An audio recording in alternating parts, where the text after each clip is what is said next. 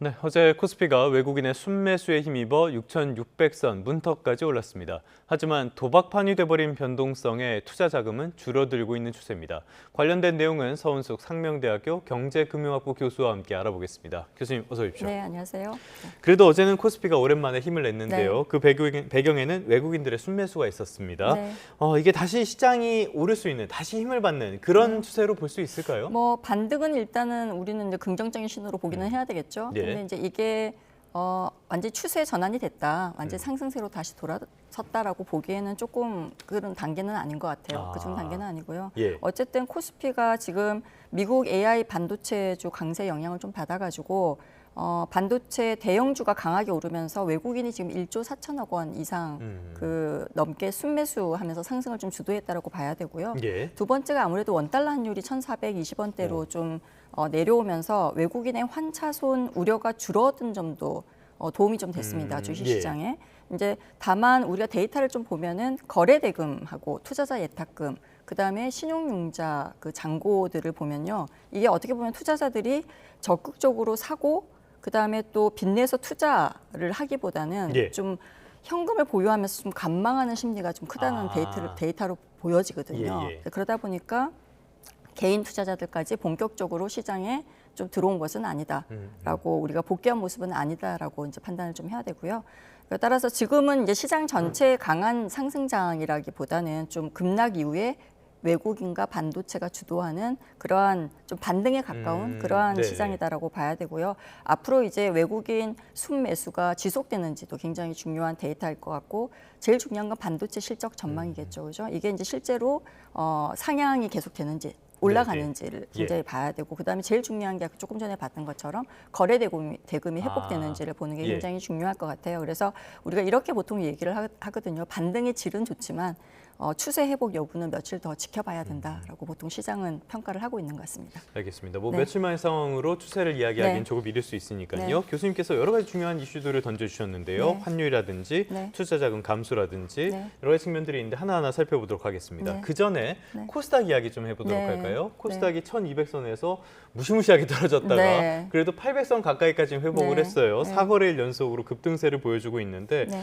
이거는 뭐 순환매 장세로 봐야 될까요? 아니면 너무 당- 떨어졌기 때문에 살짝 오르는 걸까요? 단기적으로 봤을 때는 좀 상승세가 이어질 가능성은 존재를 한다라고 이제 좀 생각이 드는데요. 예. 그러니까 이번 반등은 삼성전자와 SK 하이닉스만 오른 게 아니라 우리가 이제 해석을 해보면은 바이오, 그 IT 부품, 그다음에 전력 기기들, 그다음에 건설 기자재 등으로 지금 상승 종목이 확대되었다는 점에서 예. 이전보다 시장의 폭이 좀 넓어졌다. 코스닥 시장의 네. 폭이 좀 넓어졌다라고 봐야 되고요.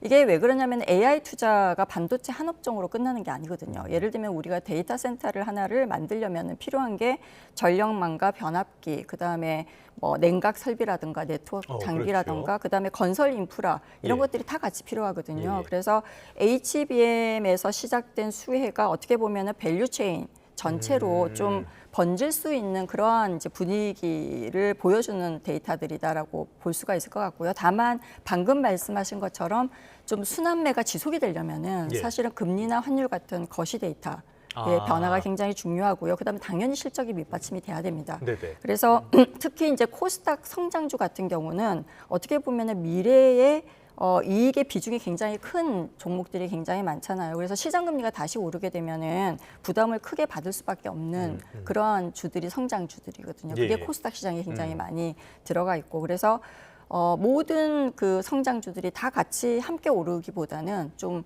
수주와 이익 증가가 예상이 되는 그러한 종목들을 선별하는 게 굉장히 중요할 것 같아요. 예. 그래서 그 중심, 그러니까 그런 주식들, 예를 들면 AI 인프라라든가 바이오 산업재 중심의 좀 선별적인 순환매가 이어질 가능성이 크다라고 보여집니다. 알겠습니다. 투자할 때 참고하시는 게 좋을 것 같고요. 자, 그런데 지금까지 살펴본 내용 중에 이렇게 변동성을 키웠던 요인 가운데 하나가 단위 종목 네, 레버리지 맞습니다. ETF였잖아요. 네. 요거는 일단은 회전율 같은 것들이 많이 줄어든 것 네, 같아요. 네. 그런데 이 단위 종목 레버리지 ETF를 묶으니까 다른 쪽, 뭐 네. 코스피 200이라든지 코스닥 150 레버리지, 지수형 레버리지라든지 네. 이쪽으로 오히려 수요가 옮겨간다. 이런 네. 분석도 나오는 뭐 것 우리 같아요. 또 이렇게 흔히 잘 얘기하는 풍선 효과가 나타나고 있다라고 이제 얘기를 하고 있죠. 예. 충분히 가능성이 있어요. 왜냐하면은 사실 단일 종목 레버리지 상품의 진입 요건을 굉장히 강화시켰잖아요. 현금 네. 1,000만 원, 3,000만 원으로 올리고 그다음에 우리가 뭐 예전에 대웅증권을 인정했는데 이거 대웅증권 그 담보에 인정해주지 않고 현금으로만 3,000만 원을 한 번에 다 내야 되는 네, 거죠? 해야 되는 예. 거죠. 그래서 진입 요건이 굉장히 강화가 되면서 근데 굉장히 비슷한 위험과 수익을 원하는 투자자들 입장에서는 코스피 이게 이제 전부 다 빠져나왔다라고 보기보다는 투자자가 코스피 200이나 아니면 코스닥 150의 레버리지 그러한 상품으로 이동할 수가 있습니다. 충분히. 효과는 네. 비슷비슷할 테니까요. 근데 문제는 이제 충격의 예. 범위죠. 그러니까 우리가 예전에 단일 종목 레버리지 상품은 삼성전자나 SK 하이닉스 등 개별 종목에 집중이 되어 있었잖아요. 네네. 근데 지수형 상품은 잘 생각을 해보면은 주가 지수 선물하고 지수 구성 종목 전체를 대상으로 전부 다 매일 목표 배수를 조정을 해야 된단 말이에요. 코스피 200은 200 종목이고 하니까요. 그렇죠. 그러다 예. 보니까 시장이 급락하게 되면은 아하. 추가 매도 또 이제 급등을 하게 되면 추가 매수가 발생해서 장 네. 전후로 해서 그러니까 장 마감 전후로 해서 굉장히 변동성이 예전보다 더 확대될 가능성도 존재한다라고 봐야 되겠죠. 그래서 풍선 효과는 이미 어느 정도 이제 발생을 했는지 우리가 예. 보려면은 그 지수형 상품의 순자산 그리고 순유입 거래 대금을 실제로 비교를 해봐야 됩니다. 예. 그래서 굉장히 그런 데이터들을 통합적으로 관리하는 방식이 좀 필요하다라고 얘기를 드리고 싶어요. 네. 알겠습니다. 금융당국에서 조금 더 신경 써야 네. 되는 부분이 아닌가 싶고요. 자, 이렇게 하다 보니까 네. 변동성이 너무 커졌다. 그래서 증시에 제 주변에도 그런 분들이 많아요. 네. 지금 본점만 찾으면 이제 그만하겠다. 네, 네. 이런 분들이 계속 나올 정도로 네. 하다 보니까 실제로 거래 대금도 줄어들고 예탁금도 줄어드는 추세인 것 같아요. 네, 맞습니다. 우리가 이제 이게 다시 은행으로 머니무브 되는 거 아닌가라고 이제 얘기를 하는 사람들도 있거든요. 이제 그것보다는 개인 투자자들이 방금 말씀하신 것처럼 좀 디레버리징 하는 거랑 그다음에 예. 위험 노출 축소를 시키고 있는 그러한 과정으로 좀 보는 게 정확한 것 같아요. 그래서 신용융자가 줄어든 것은 상당 부분 주가의 급락 과정에서 투자자가 이제 빚을 가진 사람들이 그 자체를 상환하거나 아니면 반대 매매 당한 경우가 예, 예. 결과로 봐야 되고요. 청산돼 버린 거네요. 그렇죠. 예. 그다음에 이제 주식 자금이 그대로 이제 그러다 보니까 주식 자금이 그대로 예금으로 이동했다라고 보기는 굉장히 어렵고요. 그러니까 손실을 확정하고 부채를 줄인 부분이 굉장히 크다라고 봐야 되고요. 근데 어쨌든 지금 방금 말씀드린 것처럼 개인은 레버리지 줄이고 관망하는 그러한 추세다라고 봐야 되겠죠. 네. 알겠습니다. 계속적인 어떤 힘을 받기 위해서는 말씀하신 것처럼 거래량도 늘어야 될 텐데 네. 이 부분도 계속 지켜봐야 될 것 같습니다. 자, 지금 교수님께서 거듭해서 지목을 해주신 게 환율 문제거든요. 맞습니다. 네, 네. 지금 원달러 환율이 1,420원대까지 내려왔습니다. 네, 네. 여전히 높은 편이긴 하지만 네. 그래도 많이 내려서긴 네. 했는데요.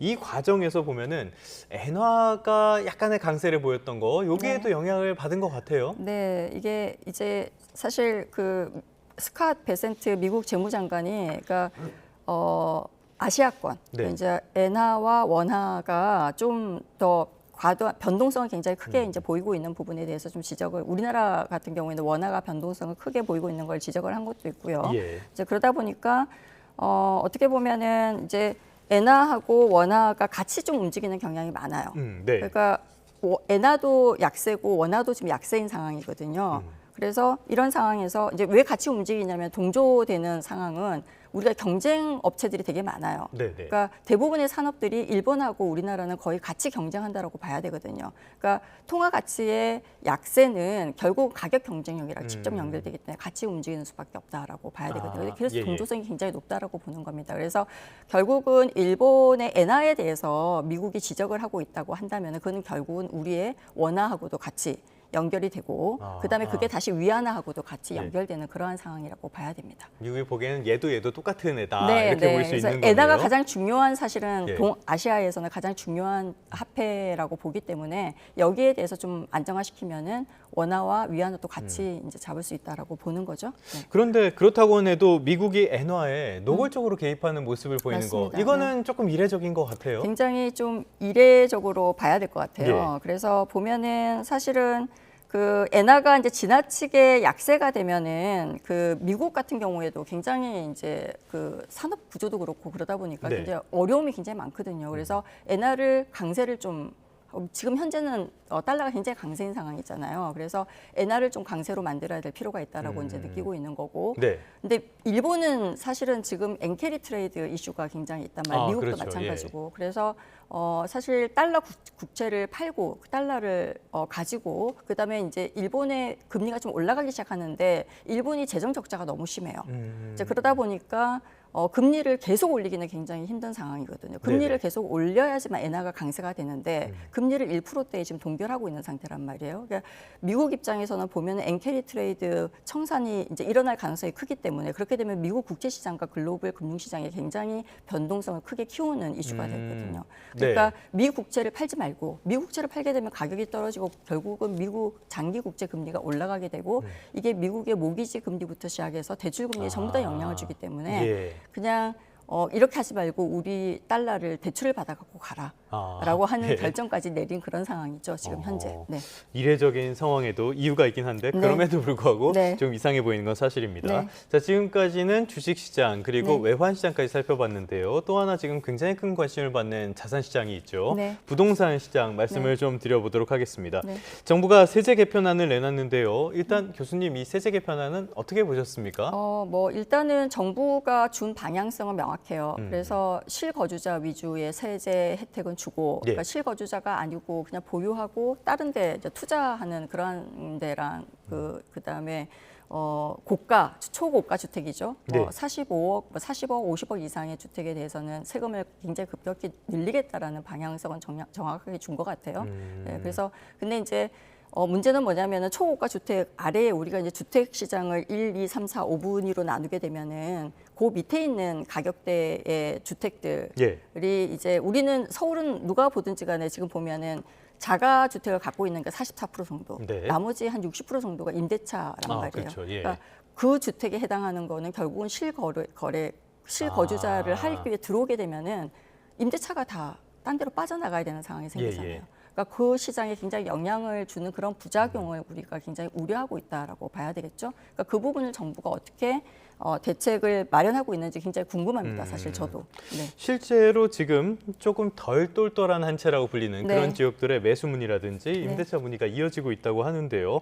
자, 그렇다면은 이런 부작용을 막기 위해서는 역시 공급 대책이 맞습니다. 중요할 것 같은데 네네. 지금 정부도 공급 대책을 논의하고 있다고는 해요. 네. 어떤 내용이 담길 걸로 예상해 볼 수 있을까요? 아직은 최종 그 공급 대책의 구체적인 입지하고 물량을 확정하지는 않은 것 같아요. 예. 근데 현재 거론되는 방향은 서울 수도권 이제 이슈가 되고 있는 아까 제가 말씀드린 이제 일단 공급이 풀려야지만 이 문제들을 해결을 할 수가 있으니까 그래서 서울 수도권 공공택지와 공공군 유휴 부지 활용, 예. 그다음에 3기 신도시 사업 기간 단축시키는 거, 예. 그다음에 도심 공공주택 복합 사업 활성화, 뭐 비아파트 공급 규제와 금융 지원 개선 등이 같이 지금 논의가 되고 있는 걸로 보여요. 예. 특히 이제 그린벨트 활용 여부가 좀 쟁점이 있긴 하거든요, 지금. 예. 근데 이제 이게 아시겠지만 지자체하고 환경 교통 문제까지 다 얽혀 어렵죠. 있는 그러한 예. 이슈잖아요. 그래서 최종안에 어느 정도가 포함될지는 사실 확인이 좀 필요한 것 같습니다. 따라서 그린벨트를 해제한다 보다는 활용 가능성이 검토되고 있다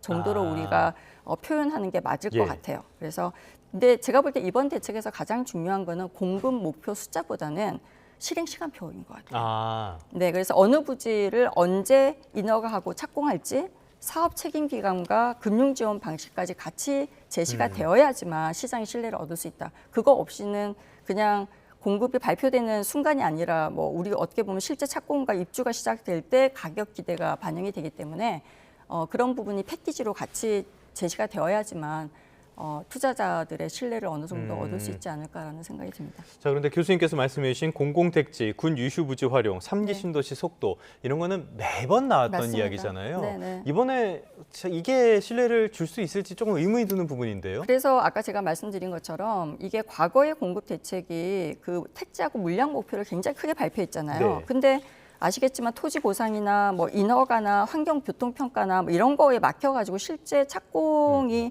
수년씩 늦어진 경우가 굉장히 많았거든요. 예. 그래서 이번에는 부지별로 착공 예정일과 뭐 지연이 되면 사유라든가 책임 기간을 반드시 공개해야 되고요. 네, 중앙 정부와 지자체가 협의를 발표 전에 마쳐야 됩니다. 네네. 근데 지금 안 되고 있잖아요. 그렇죠. 네네. 그래서 그런 부분들이 굉장히 중요한 이슈다라고 볼 수가 있을 것 같습니다. 알겠습니다. 지난해 공급 대책이 나오고 부동산 가격이 오히려 급등했던 점을 고려하면은 구체적으로 현실적인 대책이 나와줘야 되겠습니다. 지금까지 서은숙 상명대학교 경제금융학부 교수와 함께했습니다. 오늘 말씀 고맙습니다. 네, 감사합니다.